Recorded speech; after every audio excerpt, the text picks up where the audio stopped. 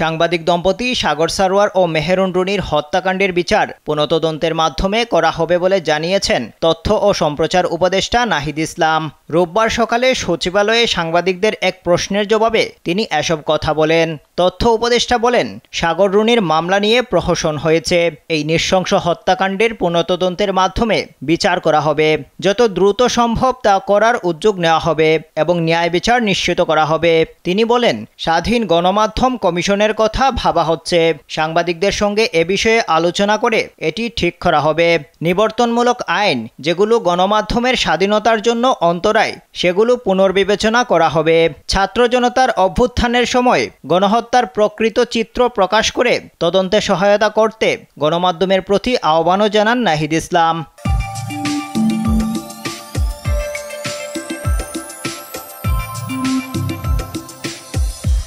সাংবাদিকদের মধ্যে দলাদলি চান না উল্লেখ করে তথ্য ও সম্প্রচার উপদেষ্টা বলেন, মানুষের জন্য নিরপেক্ষ সাংবাদিকতার চর্চা করা হোক।